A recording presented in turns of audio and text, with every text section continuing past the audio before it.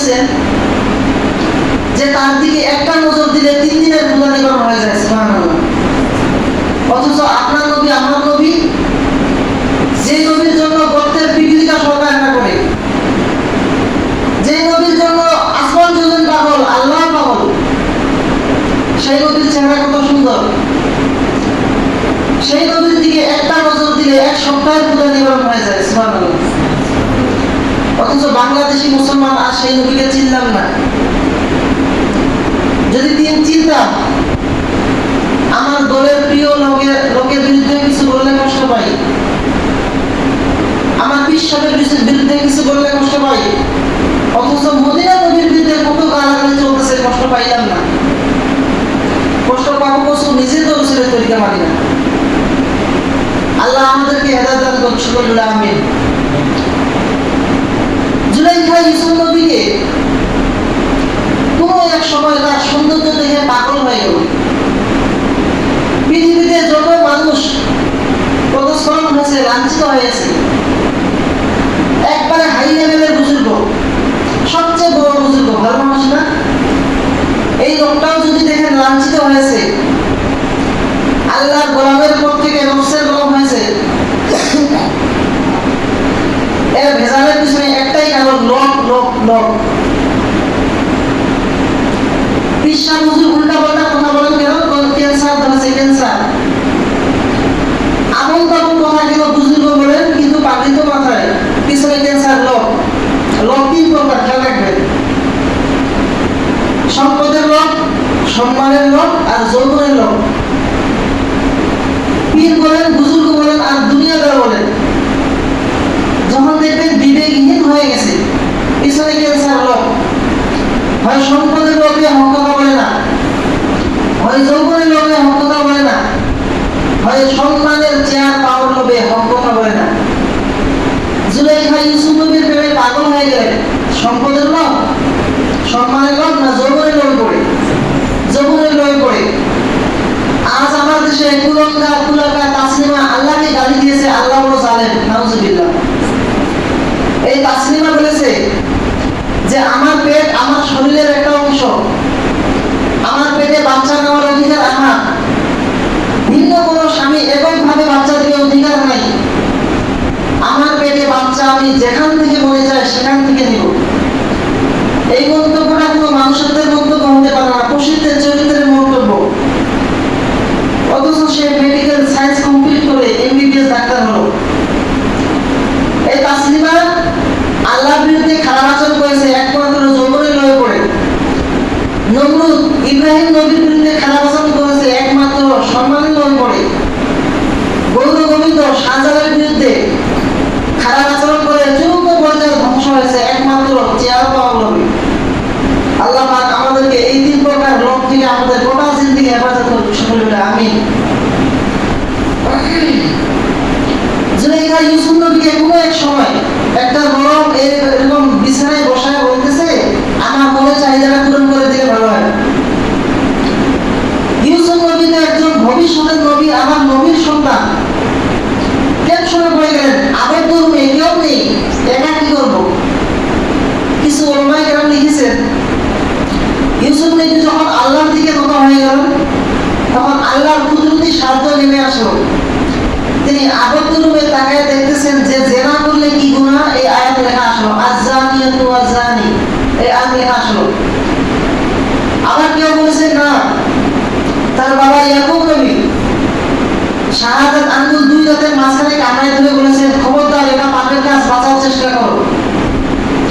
ইউসুফ নবী এখন বাঁচবেন কি করে? দরজায় তালা চতুর্পাশে আটকানো, কিন্তু আল্লাহ তার অন্তরে একটা জবাব, একটা রাস্তা করে দিয়েছেন। সুবহানাল্লাহ। যারা আল্লাহর মহব্বত নিয়ে চলেন, যারা তাকওয়ার উপরে চলেন, তাদেরকে আল্লাহ পাক একটা স্পেশাল পাওয়ার দান করেন। সেই পাওয়ারটার নাম হলো ফুরকান।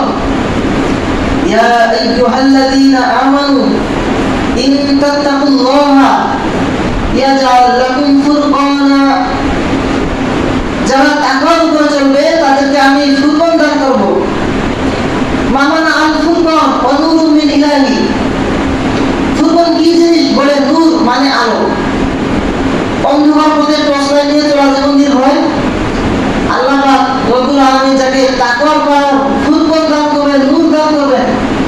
ফুরকান এমন একটা আলোর নাম, কুল্লিমা ফুররিকা বিহি বাইনাল হাক্কি ওয়াল বাতিল। ফুরকান নূরের আলো দিয়ে বান্দা আল্লাহর কুদরতির সাহায্যে হক বাতিল নির্ণয় করে জান্নাতের পথে চলাটা সহজ হয়ে যাবে। এমন একটা সময় ইউসুফ নবী আটকে গেলেন, আমি কার কাছে সাহায্য চাবো?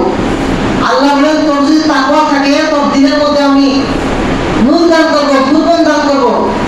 তখন তুই ওই নূরের আলো দিয়ে তুই হক বাতিল নির্ণয় করে আলোর পথে চলতে পারবি। আল্লাহ পাক রব্বুল আলামিন ইউসুফ নবীর কলিজা সিনার ভিতরে নূর দান করলেন, ফুরকান দান করলেন। জবাব পেয়ে গেলেন যে আমার চেষ্টা শেষ হবেই আল্লাহর রহমত এসে যাবে। তো কি চেষ্টা করবো? ইউসুফ নবী চিন্তা করলেন যে প্রথমে দরজা বন্ধ দেওয়ার কাজ আমার, দরজা তালা খোলার কাজ আমার আল্লাহ। ইউসুফ নবী আর চিন্তা না করে সোজা দিলেন দৌড়, পিছনে জুলাইখাও দৌড়। দরজা ধাক্কা দিয়ে দেখতেছেন দরজা খোলা। এখন দৌড়জনে সিঁড়ি পেয়ে নিচে নামতেছেন, সামনে ইউসুফ, পিছনে জুলাইখা। ঘটনা বুঝলে বলুন তো, যে ইউসুফ আর জুলাইখা কি একই দিকে দৌড়ায় না ভিন্ন দিকে দৌড়ায়? আমার বয়ানের এতক্ষণে মূল বয়ান হচ্ছে এটা। ইউসুফ আর কি জুলাইখা একই দিকে দৌড়ায় না ভিন্ন দিকে দৌড়ায়? একই দিকে দৌড়ায়, উদ্দেশ্য কিন্তু এক নয়।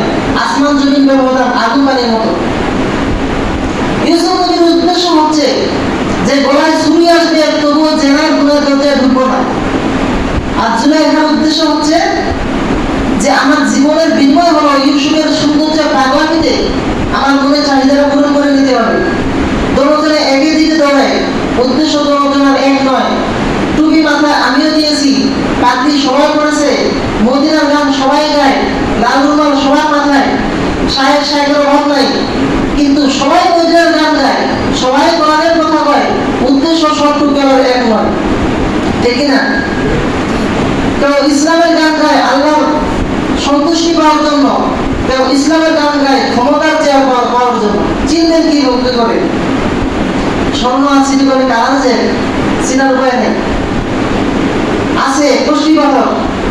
তাহলে এই কষ্টি পাথর রিস্কাওয়ালারে দাও, রিস্কাওয়ালার কষ্টি পাথর দিয়ে চিনা অচিনা নির্ণয় করতে পারবে না, কারণ কষ্টি পাথর সম্পর্কে তার জ্ঞান নেই। ভালোকে মন্দকে সবটুকু বলে এটা নির্ণয় করার জন্য কষ্টি পাথর হওয়া কোরআনের সুন্নাহ। যে কেউ বলতে পারবে না যে অমুকই ভালো। কোরআন হাদিস সম্পর্কে অভিজ্ঞ জ্ঞান রাখতে হবে, তাকওয়া ফুরকান থাকতে হবে। তাকওয়া কি থাকতে হবে? ফুরকান থাকতে হবে। তাকওয়া তাকওয়া তাকওয়া যার মধ্যে থাকবে, গলায় ছুরি আসবে তবু জেনার গুনার দরজায় ঢুকবে না। তাহলে গালাগালি করা সওয়াব না গুনাহ? অন্যের হক নষ্ট করা সওয়াব না গুনাহ? হারাম খাওয়া সওয়াব না গুনাহ? তাহলে যে গুনার কাজ করবে তার মধ্যে তাকওয়া আছে? যার মধ্যে তাকওয়া নাই তার মধ্যে ফুরকান নাই।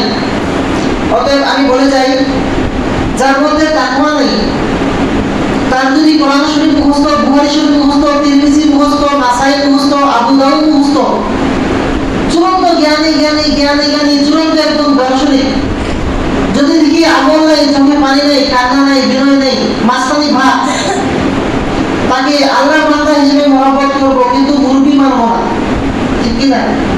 সে গোটা জগতের হাদিস হয়ে থাকে, সব কিছু মুখস্থ হয়ে থাকে, আমার আসবেও না, যাবে না।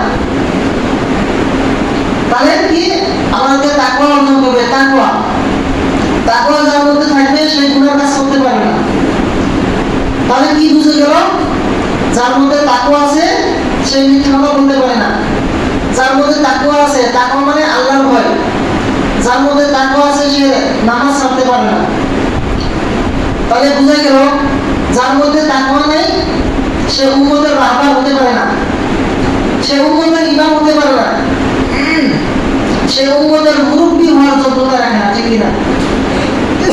আল্লাহ পাক আমাদের সকলের কলিজা সিনার ভিতরে তাকওয়া দান করুন।